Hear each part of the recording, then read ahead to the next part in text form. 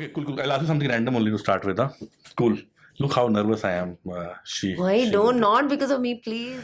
Hello, welcome again to the podcast. I have no idea. A podcast for everyone. Today I have Srividya Sriram with me. Srividya, thank you so much for coming down. Thank you. So Srividya is a design leader. She's worked, I would say, 10, 15 years, more than that. 15 plus. 15 plus years in the design industry across US and in India. And she's a creative person. She's an artist herself. And many more layers, I'm sure, to her. She's been kind enough to accepting my request on coming to a podcast, which nobody knows. Please, people, watch it, subscribe it as well. But Srividya, again, appreciate you coming down. Thank you for inviting me. So, a very basic question, because I am an illiterate person. What is design? What design leader you said? What is design in the first place? Design to me is, I'll say, designing experiences. Like everything is an experience. You look at something, it's an experience that you're going through. You use a digital product, you're going through that experience. You use, a physical service like a hotel or whatever. That is also an experience that somebody has intentionally put together. Okay. So design is reflecting that intention and that intuitiveness that somebody who's using whatever you're making experiences, bringing those together in good taste. So taste could be the aesthetics part of it, the look and feel. It could be like in a massage salon or something. It could be the aroma that you use. All of that reflects your taste, right? So when taste, intention, and that empathy comes together, I would say, okay, to me, that is interesting. So do you have to be stylish to be a designer in that sense? Because I'll give an example. Many designers I know, either product design or graphic or marketing, whatever else, they are themselves people who are creative. Their houses look nice, their desks look nice, the kind of clothes they wear is nicer or different. I can name him, right? One of my colleagues in my previous company, he's a famous design. He's on his own company now in Bangalore called Abhinav Chikara. He was my colleague. He was head of design in Unacademy. In Unacademy, we had this weird rule of no shoes till large point of time. No shoes in office. We had to wear socks and run around. His socks were the fanciest. And he's the head of design. Right? Very cool. If I'm not stylish, I can't be a designer, I'm assuming. What is this style versus design? I do think designers have an eye for buying or seeking out or get attracted to the kinds of products or experiences that have that little, very well thought out aspect to them. So I'm sure the socks that your friend wore were something he like caught his eye and then he looked into it and how do they make it? I'm sure there was some story there that more than just the functionality of a sock, I'm sure there was more that attracted him. And to me, I think designers want something more than just that first level of meaning that an experience creates. It, like what glasses you wear, everything together is an intentionally created image. So I'll put you on a spot then. Okay. Can you walk me through your style today? Whatever you're wearing, my style your glasses, today, your hair, everything else. Glasses, I've started looking at glasses as, I don't buy designer handbags. I don't buy like designer clothing. At this point, never say never. But if somebody gifts you, you'll accept it, I'm sure. That I will. I am very happy to receive gifts. But I have realized that glasses are that thing that can really define your face. And why not treat them like accessories? Like I have like home glasses now and going out glasses. And this is work glasses. Yeah. So there's a different vibe to each pair of glasses. And I think that's something fun that can be experimented with. And now we have like lens card and Coco Lenny. I don't know if you've seen those. What is Coco Lenny? That's a very cool brand that I haven't tried out yet, but glasses, I keep getting Insta ads for. So I think it's becoming that kind of statement piece that you can tell a little bit about yourself without saying much, right? Clothing wise, no, I don't think I have a statement. I am wearing very trendy gold hoops. Okay, I'll zoom in at that point. I'll crop it and then put in a large image. But other than that, I'd say just professional is my vibe today. Why is your hair short? It's been like, at a certain age, you feel like this is the hairstyle that I'm going to have for the rest of my life. This is that hairstyle for me. I discovered it probably when I was 30 and I'm like, never going back and never going longer. It's going to be here or shorter. I've tried shorter. then I realized that it needs to go back to the iteration that was good. Interesting. And now put me in a spot. Can you judge my style and tell me how poor is my style? No, your style is not poor. I'll show you I my like shoes your also. shoes. I noticed your shoes. Okay. I really like them. I don't know how you keep them so white. Because they're new. I like the printed shirt. Thank you. I love printed No, you have to clothing. be critique also at some point. You have to be nice with me. I do think a darker jean would be better. To Because contrast. to go with your turban. Okay. So I'm very poor in fashion or style, by the way. So these shoes were gifted to me by my team when on a 5-year anniversary, work anniversary. Nice. That Hanideep, when you sit in your podcast, Congrats you on sit that. like this. Thank you. And the camera captures the shoes, and they look very bad. Oh, the camera captures till our feet, is it? Till about this point, I think. If I sit like this, it will capture. Okay. So they told me, Hanideep, your shoes look hideous, please. That's such a thoughtful team. Yeah, and kind of insulting. Okay, no. Many of my clothes are also bought by You're them. lucky to have a team that looks out for you. Yeah, they have to, but they have to see me every day. Can't be an eyesore. So, That's true also. Well, win-win then. yeah. Can you give me some example coming back to design? Give me an example of anything. Could be product, could be service, could be anything, which in your view could be a very well designed experience / product, whatever else in that sense. To give you people a sense, when you think design and experience, what does it mean in the first place? Which product? Let me think.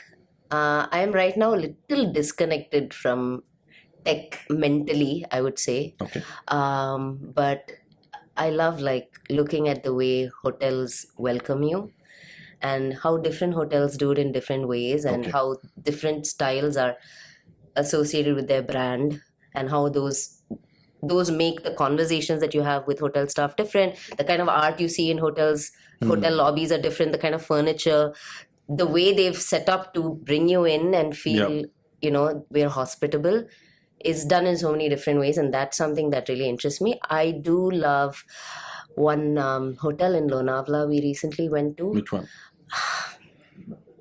It's a good question. It's not a big brand then. It is a big brand It's a big hotel brand. only, but it's one of the chains. But they've done it really well where they have these huge rock structures as part of that area, but they've integrated that into the hotel's architecture and they showcase it and it's just a wall of rocks, but they celebrate that and the furniture, the clothes, the uniforms that the staff wears, everything resonates with that ethos. Okay.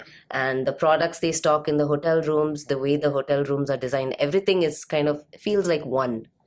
And everything speaks the same language. So I thought that was very nice. Why don't you remember the name then?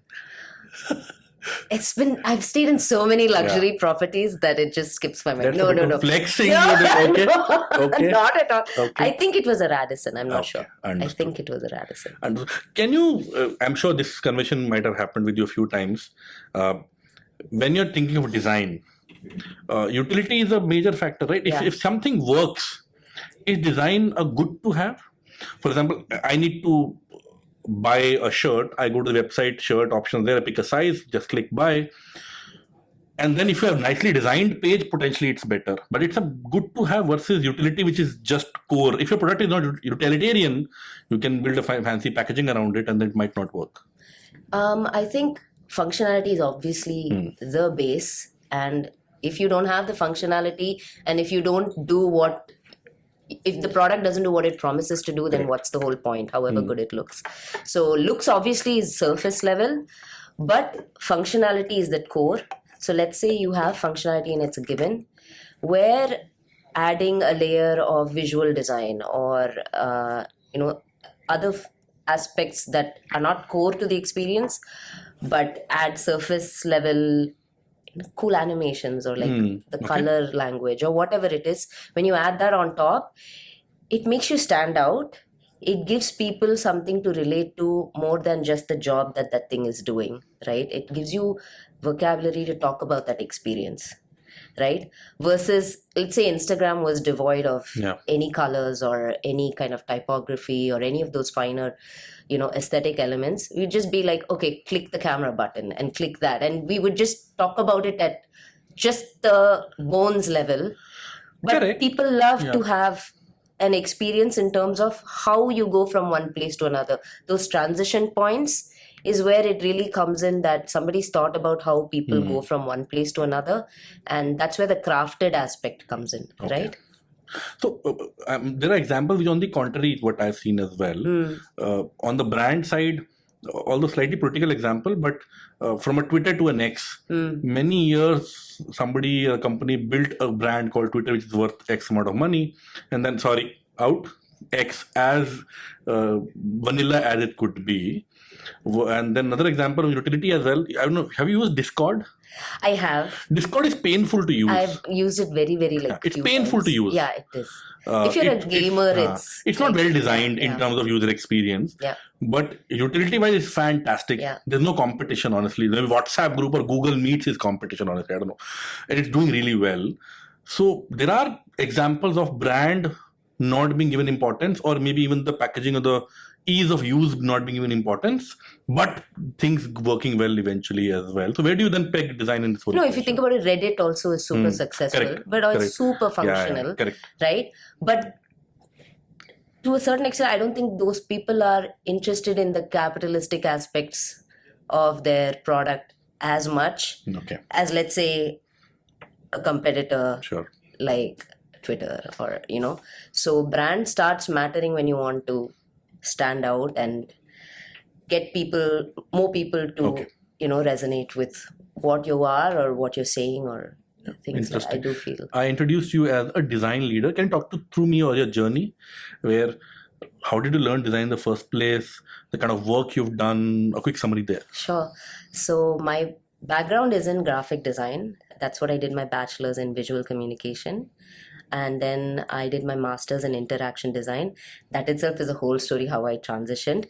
But since 2008, I've been in tech, in design. First, right out of grad school, I worked at Google, where I got a chance to work on YouTube, Google News. I don't know if you remember Google Plus, the social network. There was something in between. Yes. Okay. As part of that, so Google Photos was part of that team, and I worked on some blue sky kind of conceptual work for Google Photos. And then around that time, my husband, at that time, he was my boyfriend. We hadn't gotten married yet. So in 2011, he wanted to move here and start his own business. Okay. So he got married 2 weeks before he launched his business. Oh, interesting. And then I said, if your business does well, I'll move back to India. If it doesn't do well, you move back to the US. Because I'm not going to give up my cushy pressure. Google job. No pressure whatsoever. No pressure. You just can't fail. Interesting. How did that turn out? It turned out really good. So I moved back here. I'm here. I've been here for a while now. Okay. So it turned out well. So I moved back to India. I was very snobby. I said, I don't want to work for an Indian company. My previous experience working in India was in the advertising industry, which was very not my zone at all. And so that's kind of the baggage I was carrying about working in India. And so first I consulted as designer working from Chennai for a company called Nthought. Very interesting because they're a company of scientists who were making a video platform for other scientists to learn Python to be able to visualize their data better. Quite a niche. Right? Yeah. So my video experience, I was able to bring that to the table and design a video tutorial experience for scientists, which is a target group that I had never worked with, coming from like YouTube and Google products, right? Where everybody is a user. And then after Nthought, I moved on to maybe trying out my own startup. Myself and my ex-manager from Google, Jason, shout out to Jason. We both wanted to co-found a product company called HeyPile, where our whole point was any topic, when we look for information about it, we're getting into a filter bubble, and that's getting reinforced more and more. This was back in 2013. 12-13 you can say. So the talk about filter bubble wasn't really mainstream yet. But we really felt passionate about that cause, and we wanted to make a product that combines user generated content or rating along with authoritative content that's online, and provide one space where about any topic you learn from multiple perspectives. But video content, audio, think of it like Pinterest plus Wikipedia. Okay. That was the kind of definition of the product we had, where let's say you're talking about gluten. Okay. There are things that are good about gluten. There are things about bad about gluten. But if you search for negative effects of gluten, you're going to only get negative effects of gluten as your search results, right?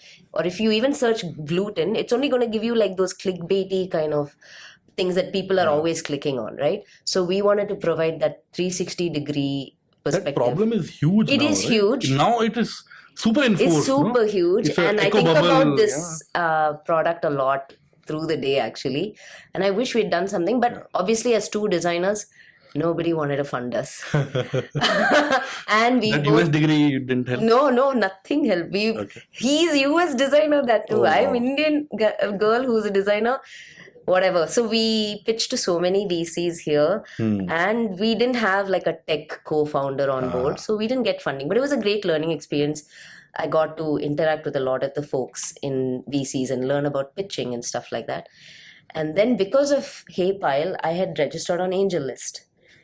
And knock one day, Freshdesk at that time, Freshdesk, not even Freshworks. The head of design there, Bharat, he reached out to me. Indian company. Yes, Indian company. Yes, that went through my head. And he reached out to me on AngelList. SMB company also. That and all, I'm happy with SMB. I like SMB. I've seen those Twitter exchanges of Girish. Oh, right. Yeah. Right. The Twitter, Twitter is on fire usually. But just put Zendesk, Freshdesk and Zoho in the same room and that's it. It would be very cool, yeah. But yeah, so through AngelList, I was contacted by Freshdesk. I thought, I don't know, it's an Indian company, so let me just go there and convert it to a consultant. They were pretty small then? Series or B, unicorn I think. then? Not Series, yet. No, not at all. No, not yet. So they had two products at the time, Freshdesk and a spin-off of that product design or UI called Fresh Service, just repackaged for IT. Okay. So they wanted me to come on board to head Fresh Sales' design and development from Fresh Sales. A Salesforce competition or HubSpot kind of stuff. Yes. So for SMBs mainly, same target audience as Freshdesk and Fresh Service would. So I thought, okay, let me convert this to a consulting gig or something like that, because I don't know if I want to work full time here. And then I went to the office, I met the team, I met some people in the team, I met Girish, and I walked out with an offer letter. Nice. And I didn't look back for 8 years. Wow. 8 years I spent at Freshworks. I mean, Freshdesk became Freshworks and so many products, and even got to build out a product of my own that we ideated from me and my another product manager counterpart. We pitched it to the CEO internally. Which one was this? Called Fresh Connect. It's now part of the platform. Okay. It's a internal messaging among Freshworks products. So to increase collaboration and context. Okay. We were able to form a team around it and kind of be a startup inside Fresh. How has your opinion changed of working for an Indian company pre and post? Completely. I mean, Freshworks really changed my mindset, and it was so exciting, and it made me really excited to be in India at this time, and especially when Freshworks and all started. It really like when SaaS culture was forming, not only in Chennai, but even in India as a whole, I would say. It was a very exciting time, and I have so much to be thankful for working there for so long. And seeing that whole journey, I learned a lot. Without even knowing I was learning a lot. I was learning a lot. And after 8 years, I thought, okay, let's see, it's time for a change. And so I came across a company in travel SaaS. Travel is something that I love, and SaaS is something that I know well. So business, corporate travel SaaS, basically, called Spotnana. And I headed the design team there for 2 years until May of this year, end of May. And that's been my professional journey so far. I'm on a break for the last 6 months. Very cool. Thank you so much, Srividya. See, a fancy degree from US, then work for Google, and then come back to India and work Freshworks. The prime of Freshworks, the startup stage, you said, to a much larger company, right? So it's a very impressive profile. It's very intimidating as well. So tell me about how did you feel through this journey? Because all your life you were in India before that US degree, right? So I grew up in Indonesia for the formative years of my life. My father worked in Fancy life, no, Srividya, you have? Well, at the outset, yeah. it And is the fancy. But my family and all is very super down to earth, and like Oh, my family is down to earth. Maybe me not be. I've become Maybe not me, but yeah, family is down to earth. That's helpful. I have become not so down to earth. No, but my father was a hardworking chartered accountant. Okay. He got a job in Indonesia, and he thought it was a time to probably set up good foundation of savings for not just me and my brother and my mother, but also for the other members in the family that he wanted to take care of, like his parents, etc. And so we moved there for like 9 years, and I came back to India for 9th standard. Okay. Oh man, the worst time for a kid to move Which to CBSE Indian. did you pick? Yeah. Oh my God. Yeah. And I felt like the dumbest kid in school all up to 12th grade. Like the dumbest kid. Like no offense to people who took commerce, but Yeah. in 11th standard, I'm like, maybe I should choose commerce group because maybe then I'll be class something like 10th, 5th, something, because all the cool kids took commerce, Okay. all the not so cool kids took science stuff. The studious kid took science. I took science. Okay. Yeah, studious. Yeah. So you were getting all the ranks and stuff, and people like me were feeling dumb on the side. The moment you pick science, post that rank stopped coming. Then my parents told me to pick science. I took computer science, which I actually enjoyed, but chemistry, no, not. So again, you had international experience living outside India before you became an adult yourself as well. Do you think who you are as a person today? What kind of an impact your childhood of living in a multicultural Indonesia would have been? How has that shaped you in the individual you So are? much, like right from before, like even small things like working or studying in an international setting, just being able to understand different accents, right from there to just being aware of different cultural norms and the way people communicate and stuff, that laid a great foundation for me to just interact with people of so many different cultures and be a person that they can relate to also, Yeah. right? Which is also important. One of our colleagues in the current company who is currently moved on to some other organization, I think he was on a podcast, I think episode 5 or 6, something like that. He mentioned the similar thing. His parents moved to Indonesia for some work and he spent some time there. He was the head of product in Pando earlier. One thing he told me very clearly, hey, Indonesian culture, and you can maybe corroborate that, was that nobody was doing one thing only. Everybody in Indonesia he saw was, I play football also, I play guitar also, I do some work also, I do farming on the side, maybe some music, whatever else. Everybody was so eclectic and unique in their experiences, and work was one part of it. And the way he's living his life now, and the kind of children he's bringing up to the world, he's inculcating that heavily, hey, be multi-talented, be multifaceted. Work and education is a very small part of overall experience you have as an individual, right? I think I don't think it's an Indonesia question. It's a more, if you've seen people different than you, multicultural experience, I think that helps for sure. Definitely.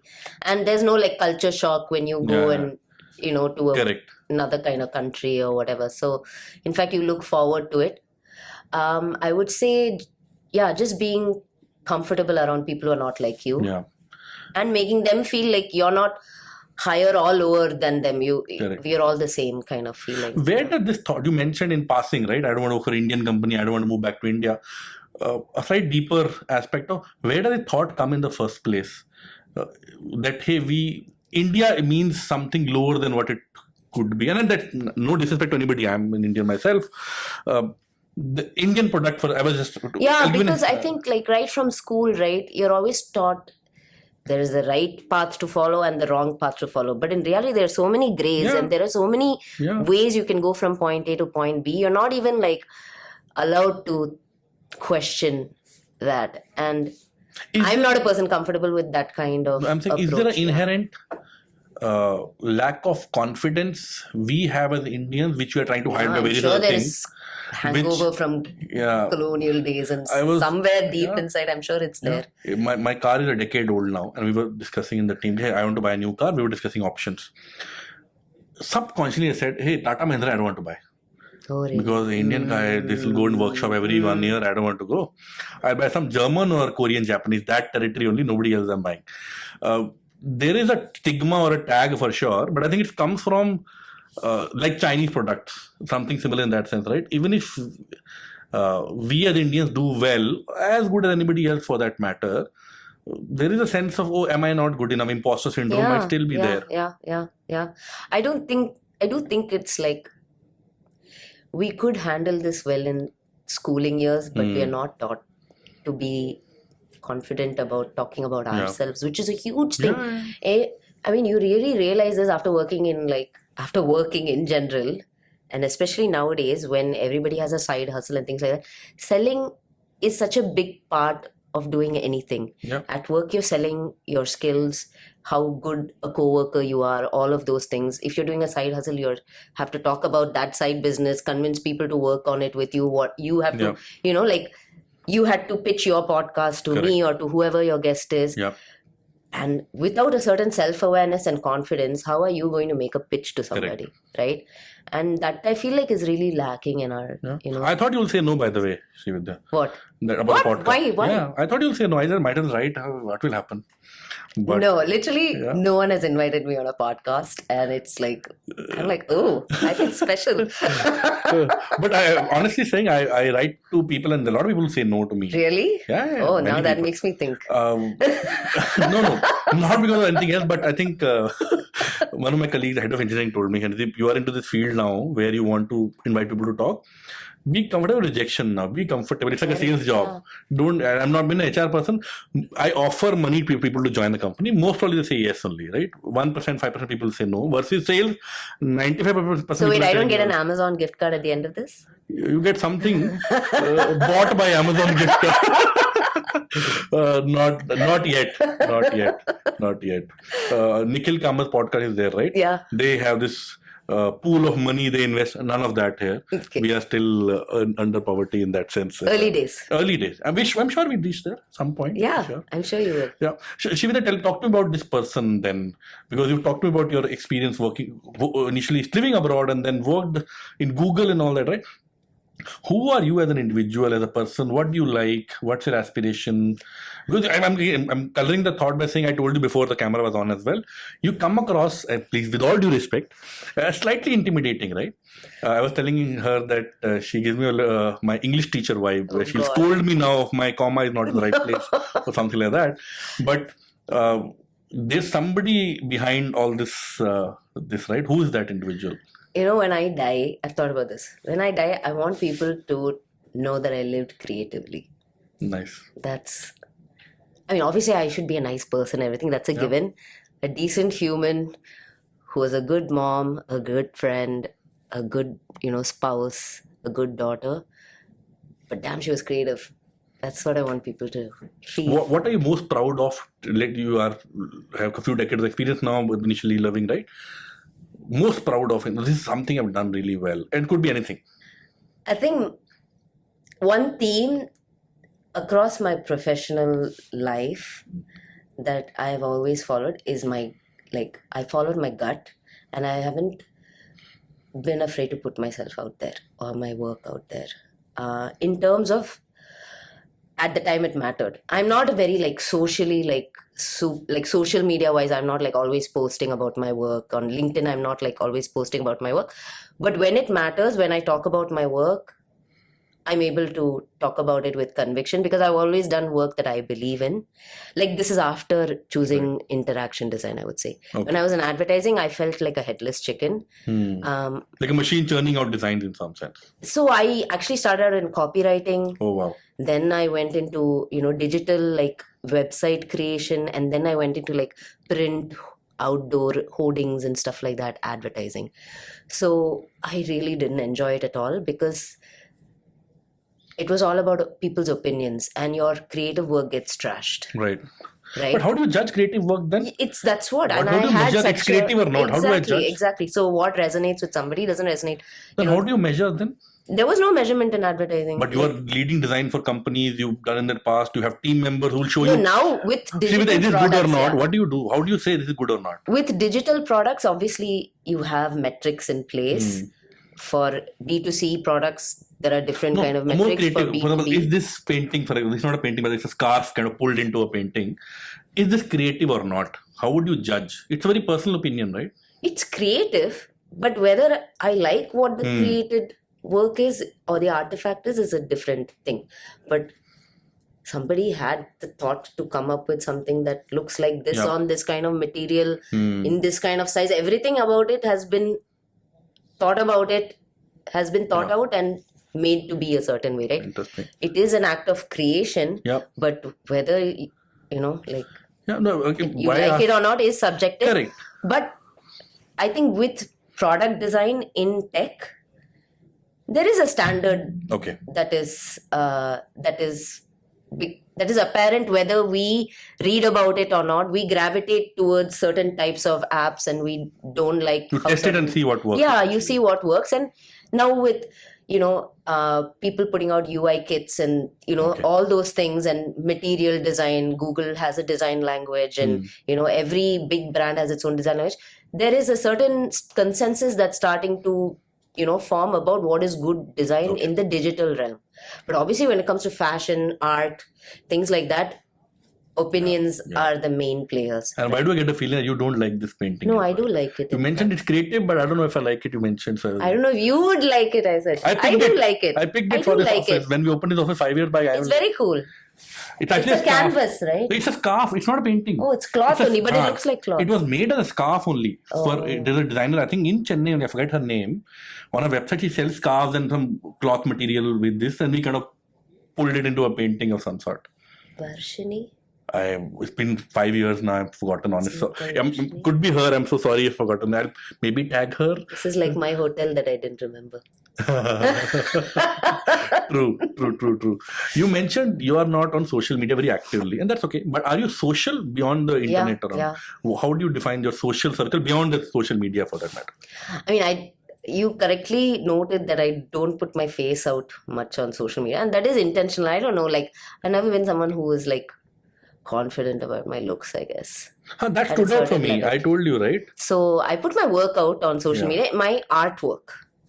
But very early on at Google, actually, like I got turned off by people who are always talking about what cool project they're working on at work. Okay. And I, very early on in my career, I worked on YouTube ads, which no user likes. Yep. So whatever I say about my work, users are going to hate it.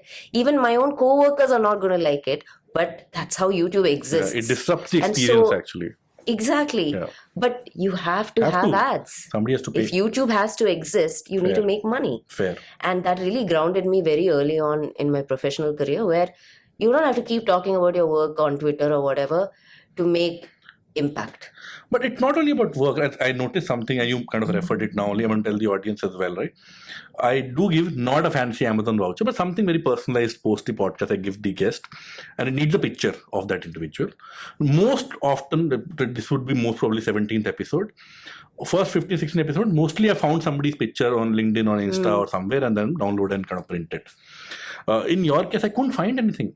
How? If you search for me, you would do that. I There are found few. I found a black and white photo on LinkedIn, which I didn't want to print. And then on Insta, you sent me your Insta ID yourself, Yeah. and then I was searching. All of it was painting, and one video I saw, it was quite apparent to me. Then I asked you for the video shamelessly, although it sounded very creepy. I kind of mentioned it also. I'm not asking pictures or anything, but just a gift for that matter. But you were kind enough to send me that photo, which was the same photo which is on LinkedIn, but color, Yeah. right? So it was very apparent to me that you're intentionally not putting your face out there. Why is it so? And it's not about talking about your work. Instagram, nobody's putting out their work, Shiv. They I don't know. I don't know. puts Do on we their work? really need Yeah. art? On Instagram, people, 99 people are not putting out their work. They just, their daily life, they're putting and recording and Yeah, putting out. yeah. It's a, I it's a use diary. Insta as a place for obviously Yeah. watching the most hilarious reels and things like that, which I share constantly with my husband, my friends, whatever. But also, I get a lot of inspiration from artists in Instagram, and it just blows my mind that there's so many people doing so many amazing things. And by the way, your Insta page is also fantastic. Thank a lot of you. good art there. Thank you so much. But you intentionally are not featuring any of those pieces. Any of my Hey, I'm painting something, you show your face, and then no, you, no, no. none of that you No, do. no. Why so? I don't think anybody needs to see my face. Why? Why do you want? That's the most obvious thing about you. But then I recognize don't. people by their face. I right? don't know. So maybe internally I would judge myself if I showed my face, and maybe I'm just like thinking about it now. What if my people like think it's a crutch? showing your face works on Instagram, so you use that to promote your work, artwork. Or I don't want people to think like that. Like, I want Why do the you care? essence to be pure. Why do you care about people? I like to be liked. Doesn't everybody? No, but now the counterpoint is if you put your face on Instagram, you might be liked more, no? No, but that kind of You don't want. like me for It's not intentional though. what I do. You show type of thing. you show up to work. Yeah. You don't keep your face at home and you show up to Yeah. work, right? You bring your whole self to work, Yeah. and then you deliver work as well. It's a combination of everything. And you've worked for so long enough to you understand. Obviously, when you work as well, it's not just your work, your presence, your persona, your speaking Fair style, enough. everything Fair matters. enough. Same thing on social media. I think I'm just not there yet. Hmm. Yeah. And now I've started teaching art, so I do a lot of one-on-one classes with my students. Hmm. And there, they basically, the art that I show, whoever's gotten in touch with me on Instagram, the art that they see enables them to start a more meaningful conversation with me when Fair. it's one-on-one. I'm so sorry, Fair. I keep touching No, the that's mic. okay. I don't know if that's... No, it will be okay. It will- Yeah, so I want my work to be the conversation starter, not... Have you had some bad experience with this? And you, or No, but obviously there are a lot of creeps yeah, online, yeah. mainly with who are dudes, mainly dudes. So I'm very nervous right now.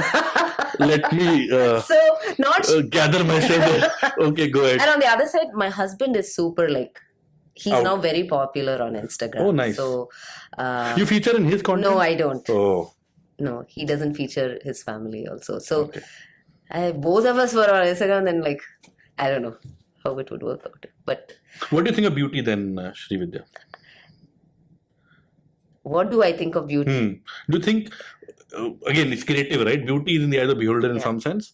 Do you think it matters to, like makeup industry, beauty industry, It's fashion? so cool. It's all becoming a way of creative expression now. There is no only this style is good looking, and trends are starting to be more in a way more meaningless because there's a new trend all Yeah. the time. Yeah. But nobody is judging now what you wear. If you're wearing these sneakers, I'm not wearing sneakers, nobody's Yeah. going to be like, oh, you're so old fashioned, because Correct. now I feel like anything goes. Any kind of makeup is welcome, any kind of clothing style is welcome. Why do you care? Beauty standards are being demolished But every day. The extreme view could be, and one of my previous guests told me that in her own life, she's I think 35-ish. She runs her own company. She said, in my life, I've done makeup once. I've never done makeup.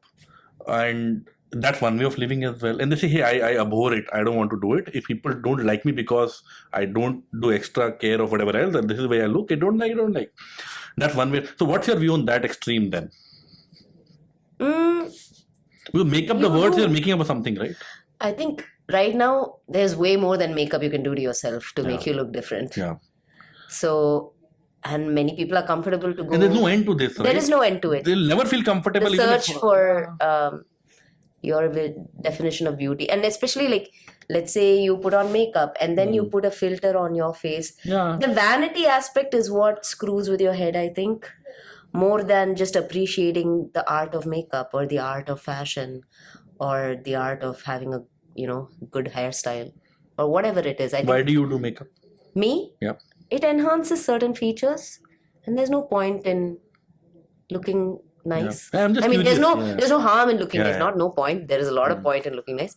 Yeah, I wouldn't say I'm do makeup, because what is makeup is also changing. Like before, not if we put eyeliner and lipstick, that was considered makeup. Now you put foundation, concealer, highlighter, this, that, everything. Then that's makeup. So there are so many everything is a spectrum, right? So Interesting. that's what I feel like. Anything goes nowadays. Yeah. Yeah. No, true. You mentioned spoke about your husband a couple of times Yeah. now. Let's talk about him. How did you meet him? Mm. Where did you meet him? He has to be special because you came all the way from US to India and settled in Chennai.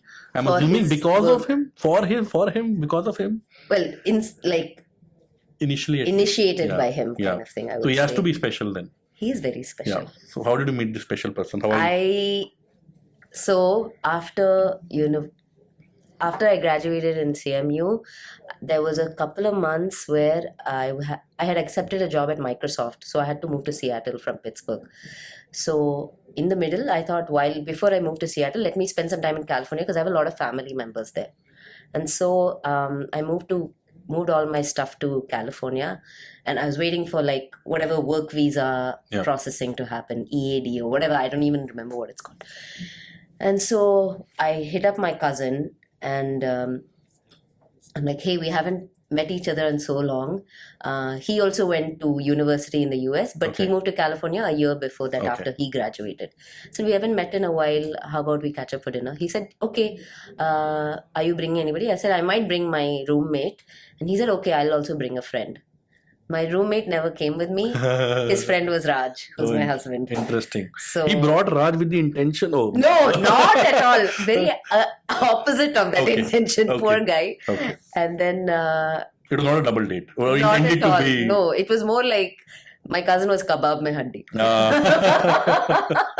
Eventually, it happened like that. That night itself, it happened. Like we watched Kung Fu Panda, and it was very enjoyable. We loved that movie. We have a special spot in our heart for that movie. And we went to an Indian restaurant called Clay Oven in, I think, San Mateo or something like that. Okay. Somewhere in the Bay Area. What linked with Mr. Raj? I don't know. He's just super fun. And he seemed like a really genuine, cool guy. And he had decent taste in music, which I approved of, in Tamil music and English music and Hindi music. The Hindi that I could, understand and listen to at least. No Punjabi music in the... Well, Punjabi, the last I had listened to before Diljit and all that now, the last I had listened to Punjabi was Bali Sagu. Oh, that's quite some time back. In between jazzy. Now you can get an understanding of how old I am. But Balisagu was not 90s. Yeah. Correct. Interesting. Channel V, so, MTV. Oh, correct. How does attraction work in your experience? Because music taste and other things came much later. I know, it was a very intuitive thing. But what works? What is attraction in your mind then? But it's very. Oh my God! You're asking very deep questions. Yeah. Sorry. No. I mean, it's very animal feeling, right? It's not. It is a very it's just like there. It's there in your if DNA. You feel it. Yeah, exactly. For some people, that feeling maybe kicks in after a couple of dates, or for some people, maybe longer than that. Yeah. But for me, it was pretty instant. Correct. For him, luckily, it was also pretty instant. And that night, the night I met him, I remember going to bed thinking, I know he's going to send me a request on Orkut. Oh, Orkut. You remember Orkut? Yeah. I met my wife on Orkut. What? Yeah. Oh, wow. Okay. We were in the same college, but I wrote to her along to, and then 8-year relationship, and then on 9 years of wedding. My wedding anniversary, 9th year, is this weekend. Friday is my wedding. Happy anniversary in advance. Thank you. I forgot about it initially. Yes. I scheduled your podcast this Friday, and then I forgot about it, and I had to reschedule. Good thing you remembered in time. I hope you have something special. She'll not see the podcast.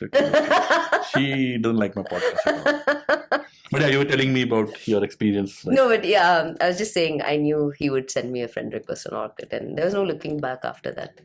We were bonded immediately. What makes you happy with this individual?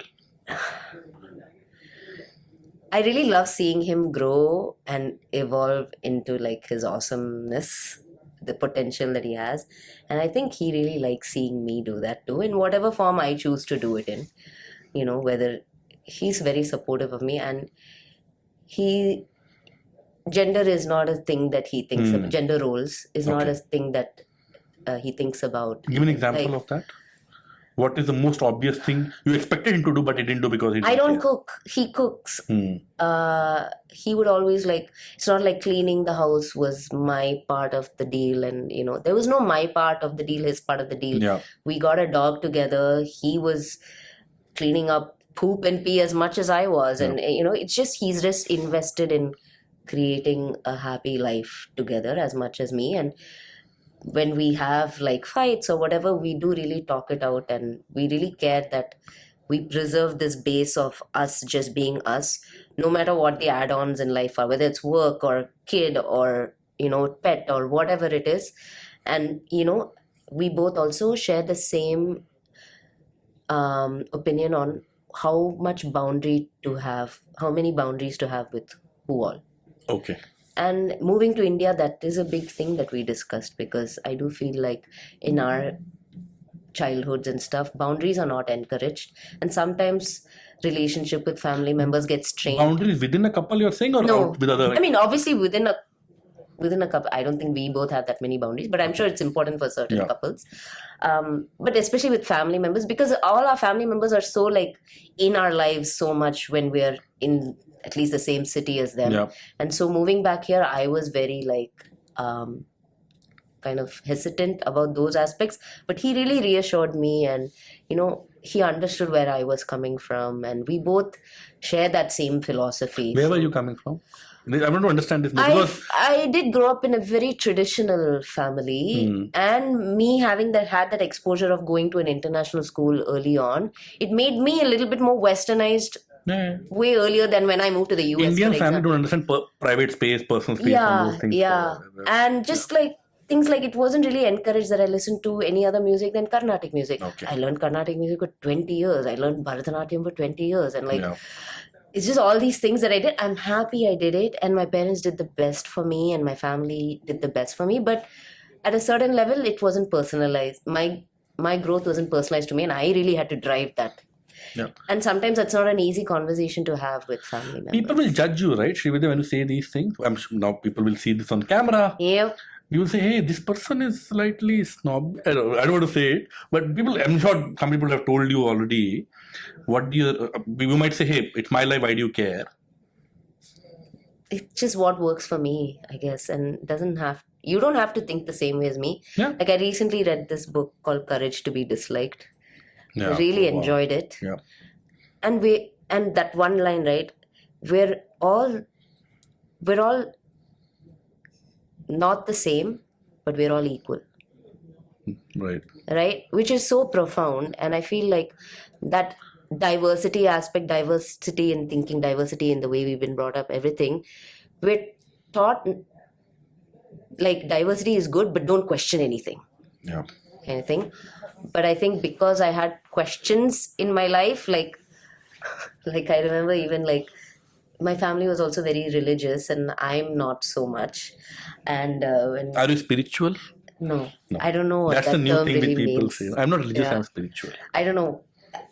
I prefer to just be like, let my actions speak and get me good karma or whatever it is. Don't want tag with anything. No, okay, no fair. tags. Fair. So I remember like at one point, a Swamiji kind of person came home to give a sermon or something, and I wanted to ask him like, can you tell me some proof about why you think there is God, etc. And my parents like, please don't say anything like that, just stay out of this room kind of thing. So I had always been that kid who would like to question, and that wasn't always the thing that people encouraged me. Do you believe in God? I wanted to ask this question now since you kind of walked into it. I plead the fifth. Why this? Okay, I don't believe in God, for example, but I'm not an atheist. Also, I think I don't know what I don't know. Today, based on the evidence I see, I don't think there is a God. There might be, maybe in the future there's more evidence, we'll find out. But today I can concretely say, with fair amount of confidence, that there doesn't seem to be anything beyond what is in the realm here. Yeah. You agree with me? Yes. Especially, well, God is one thing, spirituality is another thing, this religion is a whole other thing, which is, Interesting. You were on a break, you said, right? You were on a break. I personally, for example, I'm scared of this, and you have to help me here. Okay. No, interesting. I'll tell you why I'm asking this question as well, because I have never taken a break from a career standpoint. I could have. When I'm shifting job, I could have taken a break, gone on holiday, whatever else. I'm just scared that, even a single day of me not having a job, I have a lot of insecurity about that. And you're sitting right in front of me, so confident in saying this, hey, I've taken a break. And initially I used to think, by the way, very honestly, it's a money question. How much money I have.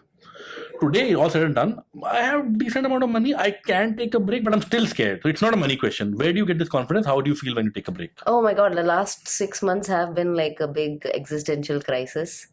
I really like, and I realized like if I was taking a break and not doing anything, I branded my break a creative break for a reason. Because I want to do something with it. It's not just Okay. about taking time off. Definitely, like I really felt like, being more present with my kid and stuff and not being in meetings all day long. Obviously, those aspects, but I also want to become someone during this break. And so, who am I? Who am I without a salary? Who am I Yep. without like my title? Or, Yes. who am I without working in tech? Who am I without practicing my product design skills? Like so many levels of who am I? Who am I? Who am I? And I really realized that I enjoy being useful. Okay. I like creating things that are useful for someone, or I like being a useful part of a team, or, I like being useful. That's what it is. And now that I've like, and what are those things that I've wanted to do that I felt was like being useful? And one other shade I would add to that is having that immediate feeling of I've made this person's day better. To me, it came down to like art education Okay. of some sort. But if you look at my art, there's not like there's a particular style or, there's a particular medium that I use. It's really like I'm an art generalist. Okay. I would say. I've learned a lot of mediums. I've explored a lot of them myself. I've learned under different like types of teachers. I've learned calligraphy, watercolor, acrylic paint, whatever it is, right? And I've enjoyed all of those things. I've learned pottery. And so how can I tap into that aspect of me being a generalist, but still be useful to someone? And I realized that there's a whole segment of people who want to integrate art as a creative practice in their day-to-day life, but don't know how to make that happen. Adults with busy jobs, families, Yep. lives that they need to be very present in, but they all want some me time that's not going to be like eating somewhere Yeah. or like spending a ton of money at like a salon or like, working out and stuff. Obviously, that is considered me time, though it's actually Yeah. just an essential part of our life. Yeah. But this other aspect of creative gym, right? That And people really crave for that, but they don't know how to get started. will you find a gap when you're working full time? You find a gap. You could not. I was that person. You're not able to find time to do this in I parallel. created that. So what I was able to perfect is being a person who integrates a creative practice into their day-to-day life. Obviously, by charting out a certain time for it. But I did a lot of my own work in figuring out what are the best ways to get started, what is the low-hanging fruit, Okay. then how do you plan for bigger projects and things like that. And so now I offer like a creative gym kind of art practice Nice. enabling to adults with busy lives. I found my like zone in that. And Interesting. every class, it's just so gratifying to have someone come in and create something that they never thought they could. Yeah. And these are people who are like in 9-to-5 jobs, or maybe they're a busy mom or whatever it is. Yeah. They're not thinking about like, I'm going to create a piece of art. Yeah. So I don't know what is it about doing something creative or art centric which gives people satisfaction, especially the kind of lives we live.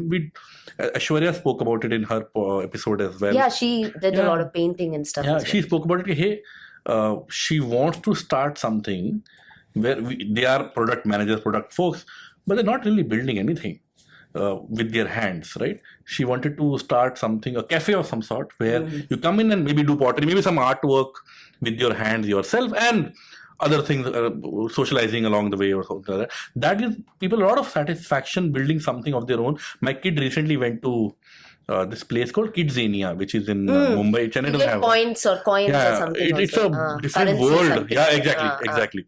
It's a different city for kids. Everything is for kids, right? All the items or all the shops which were artistic in nature, pottery or some painting, my kid was getting calmer doing this. Everything else was more hype, more excitement, enjoy, whatever else, right? And I do the same as well. I don't write a lot, but whenever I write, I feel calm. Whenever I do this, what I'm doing right now, I feel calm after it. I get with my work also, but not to this extent. What is it about art which calms people It down? makes you feel very present, no? Like, so like my students have also said, like, especially going to a place to engage in creative practice, it tunes out everything else. Whatever happened in your day, whatever's happening at home, for that 2 hours, and I ask for 2 hours at a stretch, because in 1 hour, I don't think you can really get into a zone. Yeah. So when you have that 2 hours of just focusing on making something with your hands, it really tunes every other aspect of your life out. And it's really like that peaceful escape that is not going to like drain your bank account Yeah. or like Yeah. it's like going to do all those good things for you short term and long term, right? Fair. If I contrast this to, let's say, somebody who's living hand to mouth, bare bones, trying to make a living, who might hear us and say, "Hey, this is bade log." You might know Hindi. Yeah. I'm saying something. Bade logon ki baatein, which Yeah, means yeah. big people talk, rich people talk. That this is not relevant to me. How can art be relevant to people who are not quote unquote wealthy? How do they? Because I'm sure they are the most stressed in some sense as well. Today, the avenues are all the avenues, or rather, most For avenues adults, are, is very hard. yeah, it's expensive to It is. It's. I wouldn't say it's access. expensive. Maybe access is Finding the time is yeah. expensive. Yeah. Fair. Time is the most expensive thing for any of us. Yeah. That way, we are all on the same ground. But and to have an creative practice, it could be as simple as singing, right? Yeah. Also, Yeah. which is not going to cost much. Correct. But time, being able to dedicate the time where you don't have to worry about your kids, so that your husband or a nanny or your family members taking care of your kid, you don't have to worry about it. You're able to leave the rest of your life aside for just 2 hours. That a lot of people find it hard to do, and I totally respect that challenge. So it's really about like when you're ready for it, you're ready for it. Yeah. And there's no point forcing this also into your life, because you're not going to be able to get the Fair. benefits out of it anyway. Fair. Interesting. So one thing you established is you're very creative and you've done a lot of work. That's will be on my gravestone. You wanted that, right? I want that. Where have you utilized or channelized some of these creative energies beyond your work in Freshworks and other places? So I've always had a side hustle. Side hustle inside office as well as outside. So when I was at Google encouraged, I don't know if they still do, 20% time to work on something else. Okay. So at that time, the iPhone had just come out in 2008 or 9, and version 1 of the iPhone, and Apple made all the apps that are on the iPhone. Right. Like YouTube app, Apple made. Oh, wow.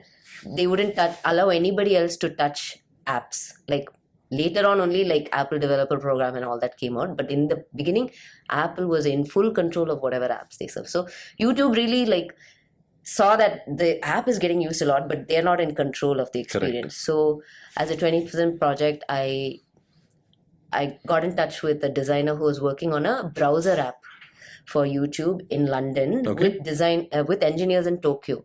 So me and that London designer went to Tokyo, spent a week just hashing out this new product. Okay. And we built it out and it launched and it got Very really cool. good. It was like the first, YouTube controlled web app, Nice. Which you can use on iPhone. which you can use on Very cool. any phone. Very cool. Only iPhone was like the smartphone at the time, like Palm Pre and all was there, but I don't know. Don't say these things. People are guessing your age. You're saying Orkut, okay, now I'm Palm happy Pre. to say. Don't say Nokia now, please. Nokia was awesome. But so, and at Freshworks, I worked on Fresh Connect, which was kind of from ground up. We created our own thing. But other than that, outside of work in the US, my friend and I had a t-shirt brand for people who miss living in Chennai. Oh.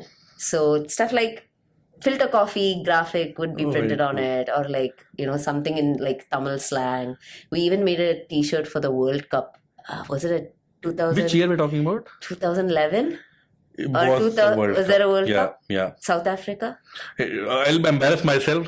There was I don't know. a World Cup. There was a South Africa World Cup, and Potentially. everybody was like, "Oh, this is going to be Sachin's last World Cup. It's going to be Sachin's last World Cup." India won the World Cup, right? That's what we were talking Possibly. about. The Dhoni 6. I don't. But we created a T-shirt for Sachin for the World Cup, and like whoever was our customer went all the way to South Africa, wore it in the stadium, Nice. took photos, ordered like extra T-shirts for us to print, so their friends could wear it and they could Nice. all be together.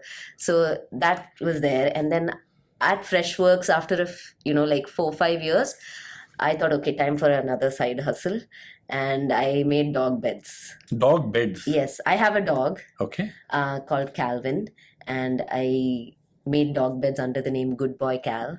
Nice. And the whole point was you buy one bed, you don't have to buy another bed for years and years because Bad for business. it is, I realize it's bad for business. It was a learning experience. Okay.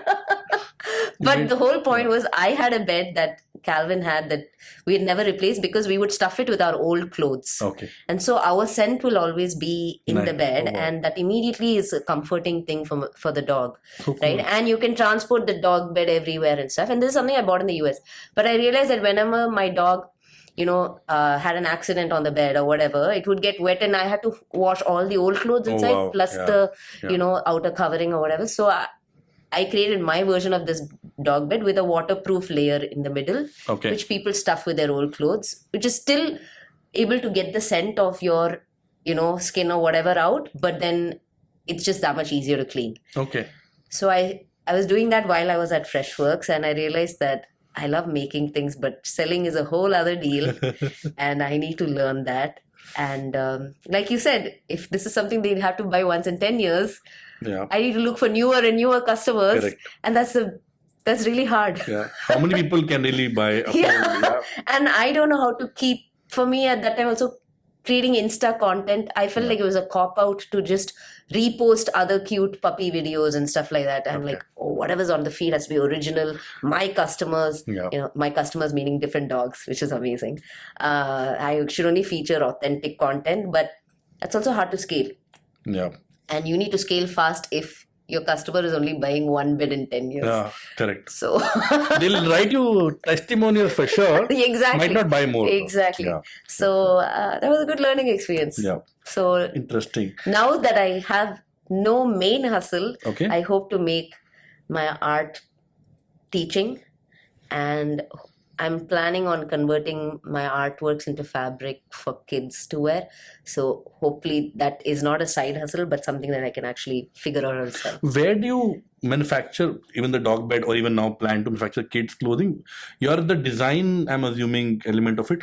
Do you own manufacturing? Do you No, intend to? Where do you no, get all of this That's the stuff? hardest bit. Yeah. So in the US, it's actually much easier to get a small business like this Hmm. off the ground because there are a lot of suppliers and you can see ratings and you can Yeah. easily get in touch with More them, and they transparent do that way. small quantities and stuff.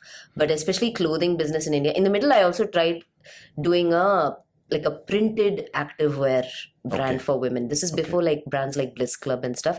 We wanted to change the sizing chart for women and Okay. things like that.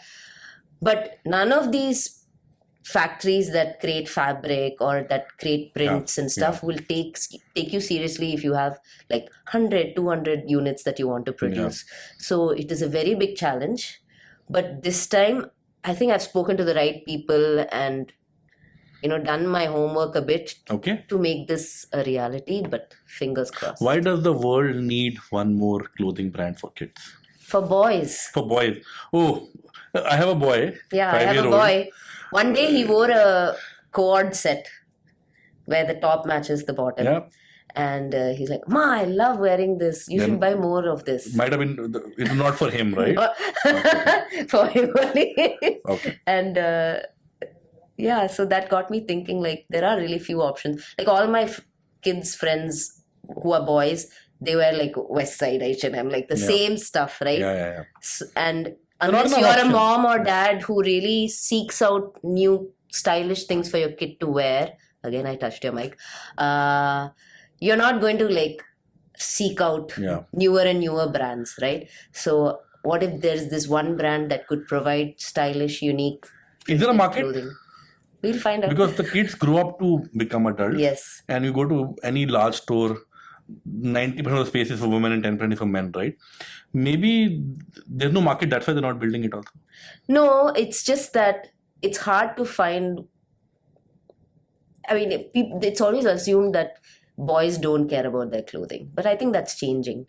I think more and more Changing of for our sure. kids have more Correct. and more opinions about Correct. what they wear. Correct. And I definitely Yeah. have my son pick out what he wants to wear and stuff. My kid's birthday was last week, and he requested his friend to gift him a dollhouse because we will not buy him a cute. dollhouse. So he requested his friend, and his friend gifted him a dollar.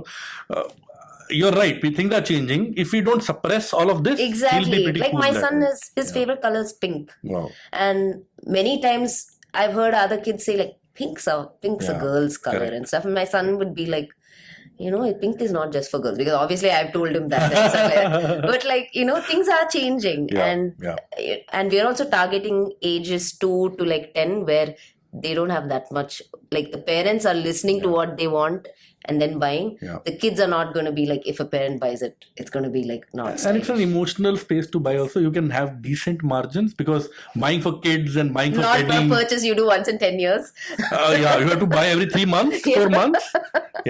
And then I think buying for kids and I think marriage are 2 big events where people don't care about money. Right? Even if you're having less money, more money, you're more. There's more buffer. People overspend in these areas for sure. So the good market you picked for sure. Then, hopefully. But I've always wanted to get my artwork to live in other people's houses, or somewhere where they access often.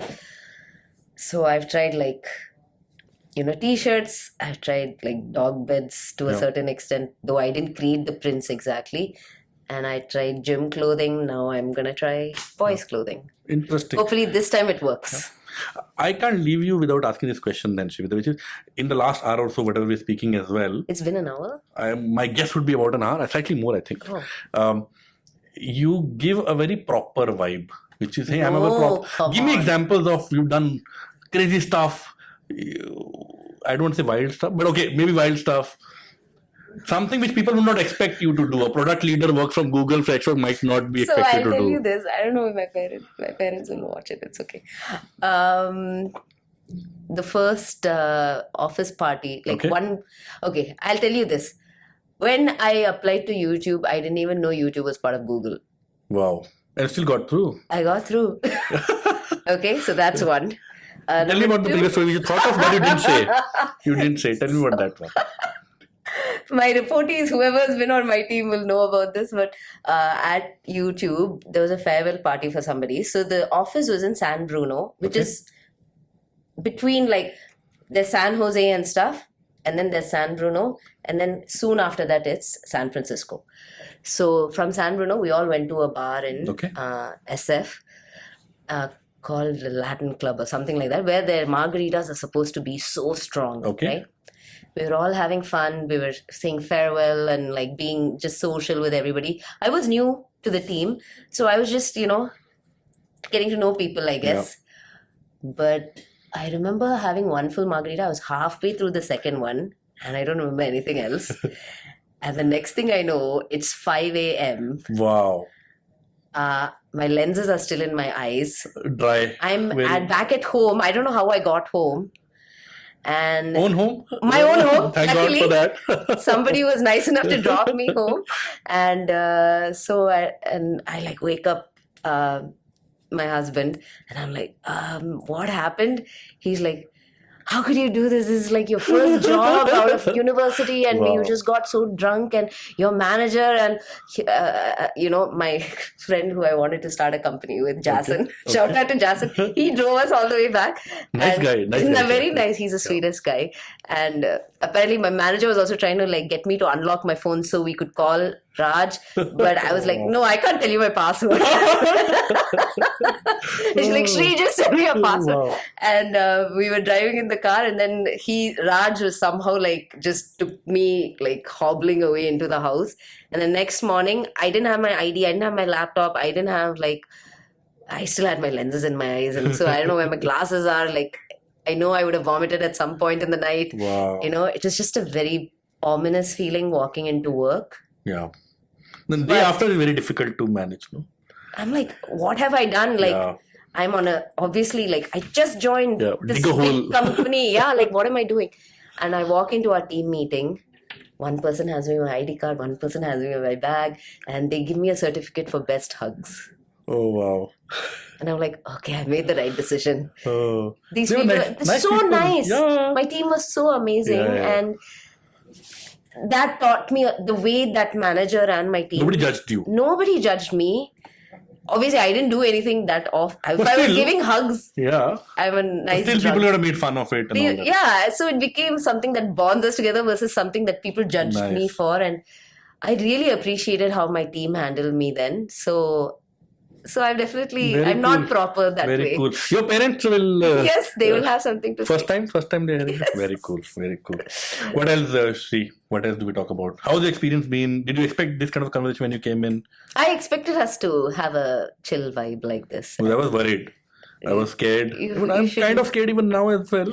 How? Getting After I've told you my like personal story and stuff. Because I'm worried the moment I switch off the camera, I'll say, Hanideep, how dare you ask me this question? No, not So I'm at keeping all. it on Not for at now. all. Like, not at all. I How's the really experience enjoyed been? this. I didn't realize it's been like hour plus. Yeah, Has it? Yeah, I'm sure it is more than an hour. Oh, wow. Yeah.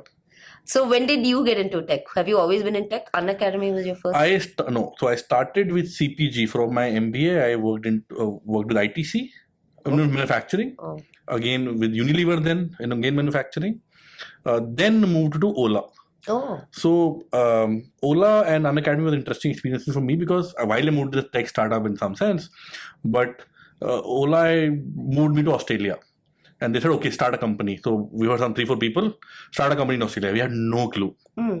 So we were sitting in hotel rooms, figuring out who to call, how to figure out how to launch a country. There was some McKinsey report somebody had given some 1 year back, dated report, that was based on that report, launch a company. So I was the second person who landed in Australia, and then 3 people came in. Not kidding. Obviously I looked like somebody. So we posed as drivers in Uber offices to figure out. There was one girl called Varsha. So Varsha and I, both husband and wife, went to Uber office to enroll ourselves as drivers to figure out how do you enroll drivers, how does Uber work, how many people in an office, what do they do, what kind of warehouse do they have, everything all as blank as that. Wow. That was one interesting experience, crazy experience. So while I worked in tech now for some time now, but again, my experience has been very interesting. That's Unacademy. Also, the team was very small when I came in. Pando was the first HR person they hired 5 years back. I think a few months after I joined, we spoke for a potential engagement with Pando at that time as well, right? So, interesting journey. I moved to Chennai with Pando as well. So, Australia, Kolkata, I worked for a bit. Andhra, I worked for some time as well. Then Bangalore for a bit, and now finally Chennai. How do you like the shift to like Chennai versus any other place? So Chennai shift for me and me becoming, or me and my wife becoming parents happened together. My joining in Pando and my kid's birthday is 1 week away. So our lifestyle changed, and now Chennai is absolutely fine. Actually, we'll prefer it. But if we didn't have a kid and our pre-kid lifestyle was very different. Okay. We eat it out pretty much every second day. The brewery culture in Bangalore really enjoyed. I don't know if we would enjoyed that much without a kid in Chennai. But with the kid in Chennai, I think we'd be absolutely fine. I actually prefer this. Yeah. Because the education is good here. Just the cultural nuances is learning. Stereotypes are correct as well. When we go 1 month off, let's say in school, he goes to Punjab for his grandparents. He comes back more aggressive. He comes back after learning a lot of bad words, and then to make him a Chennai person again. Spend some time with him. So yeah, he knows Tamil. He knows more than me. I'm sure. So yeah, so he can manage. Kids pick up very fast. He manages. Yeah. I can't manage Tamil. He manages, etc. You said he's 6 years old? He's 5. He became 5 last week. Okay. So he's in UKG now. Nice. Today was his fancy dress competition. He became a clown. He didn't win. And then was telling why he dressed up as a clown. Okay. Yes, he had a fancy dialogue to say and all that as well. And then he asked me, why didn't I not win? Because last year, same competition, he won. He became a chef then, and now he was clown. He didn't win. So why am I not announced and all that? I said, politics. His name is Gugu at home. Gugu, politics is happening. He knows what is politics. All my team members are judging me. Hanideep, how can you say these things to your kid? I'm having fun. Don't give him such a dose of reality. No. I told him that Peppa Pig dialogue. Right? It is not winning which is important. It's taking part. Then I told him the serious stuff. Wow, you memorized a Peppa dialogue. Yeah. The first Peppa Peak Pig. parenting. Yeah, the first Peppa Pig book was this only, which was a sports day book of Peppa Pig. And then the last dialogue was not winning, which is important, but taking part. Hence, I think we kind of inculcate him again and again and again. He plays cricket as well. He does a bit of skating now. He does dancing, singing. Nice. As of now, all honesty, not good in anything. No. But kind of we have to up. polish this gem to figure out what they're all good at. Correct. Yeah, but that's awesome. Yeah, I'm lucky as well. I'm glad that Chennai is proving to be a good home for you. I was worried, not because of me or my kid, to be honest, but my wife. What does she do? She works in Deloitte in consulting. She has more work experience than me. When I was doing my MBA, She kind of supported me with financial help and lovely. whatever else. And her first job out of college, engineering college, where we both met, was in Chennai. Oh, And she worked for a few years here in Infosys then. And then she told when she left Chennai, I will never come again. Chennai is not a good place. I will never come in my life, and all the kind of promises she made. Lo and behold, she marries me. And then a few years later, I told her, you end "Hey, up right here. and she's pregnant then, by the way. Oh. And I'm telling her she's not delivered yet. And I'm saying, let's move to Chennai, no? She's like, oh, don't test me here. And all that kind of, we made a move. She's very supportive. We have happily settled now in That's Chennai. good. Yeah. Yeah. My first job was in Chennai. You know how much my salary was? Not sure. 4,000 rupees a month. Wow, which job pays this? Yeah, no. I Can't was a be. copywriter for an ad agency No. on the end of my street. I thought these IT companies pay the least and they pay 3.5 So 4 like lakhs when per annum. so my parents were just like, oh my god, you said you will choose whatever you wanted to study. Now look at you, your friends who did engineering are in like Verizon and stuff. They're getting 20K a month and you're getting 4K. And then, like I tried to do an MBA at one Yeah. point. Distance education, Okay. but it's not my cup of tea at all. My poor parents enrolled me into Symbiosis distance Oh. MBA. And no, I said, okay, give me a budget for 10 applications to the US Nice. and I will get into some university and Nice. study further. And that will make my job prospects better. Yeah. And all 9 applications were for masters in advertising, masters in marketing, whatever. I was really clueless what to apply for. But you won't believe, one day I go to this tailor shop in one place called Mukambika Complex in Okay. Algarpet with my mom, and I bump into my college senior, like 2 years my senior. And you might know her. Her name is Ashwini Ashokan. This name rings a bell. How do I know her? She is the founder of View.ai, Oh, okay. Mad Street. yeah. then- Yeah. Yeah, so she's my 2 years my college senior. And I'm like, oh, hi, nice to bump into you. What are you doing nowadays? She's like, I work for Intel in the US. I'm like, what does a Viscom graduate do at Intel? And she's like, oh, I actually studied this program called Interaction Design at Nice. Carnegie Mellon. And then, this is what I did. And I'm like, oh my God, I have one application left. This interaction design sounds like there's too much flash and programming. So let me apply to the sister program called Communication Planning and Information Design, Okay. which shares a lot of courses, but to me, it sounded like it was more graphic design based, which is what I was comfortable in, not like all this fancy tech stuff. Yep. And so I got into that program, the only program I applied to that was not advertising or marketing. I got into that program. At the end of the first semester, I went to there were no exams in this program or interaction Okay. design, only presentations and critiques. And so I went to an interaction design courses critique where they were building healthcare, robots in healthcare focused on elderly patients and serving their needs. And each team was giving such mind-blowing kind of concepts and ideas. And we were also getting a chance to question and, Right. dig into it a little deeper, maybe look at how it can be improved or whatever. And my mind was blown. End of that semester, I switched to interaction design. Nice. Very good. So this whole studying further, MBA was very much what I thought was the right thing to do. Yep. And then I thought something else was the right Yeah. program for me. And then it ended up being something else. What do you think? I have a point of view on this question, but I'll ask your opinion first. Many people who have these fancy college degrees, the college name is fancy, wherever, India, US, wherever else. I have one of that as well, right? I'm from HR from XLRI Jamshedpur, Yeah, which is a famous college. very famous. Right. So it does open a few doors, and then I can say some part of where I am today is some bit of the MBA help as well. And a lot of people who don't have that might say, hey, this is privilege. You are as smart as you or maybe better, but just because you have a tag, you are there where you are, and you have a fancy degree yourself. Do you think it's just a tag? Or there is something I don't else to think it? it's just a tag. It definitely carries a whole history of how that institution has churned out good quality students or researchers or whatever Yep. it is, right? There is something to be said about that. We also enroll our kids into specific schools because we Correct. think they have a good track record. Correct. So I think that track record is that shoulder you step on to open doors for you. But not everybody gets to even go to that college, which I totally understand. And yes, I was privileged enough to be able to go there. I did my work in taking chances, crafting a good application, being authentic to my work, whatever it is. But obviously my parents supported it, like the efforts, they lent me some money, whatever it is, right? But I also feel like, and even taking a break, right, where money is again a factor. Yes, there is privilege. Some of it earned, some of it I've inherited maybe. But if I don't use my own privilege, Correct. Who else is going to use it? Fair.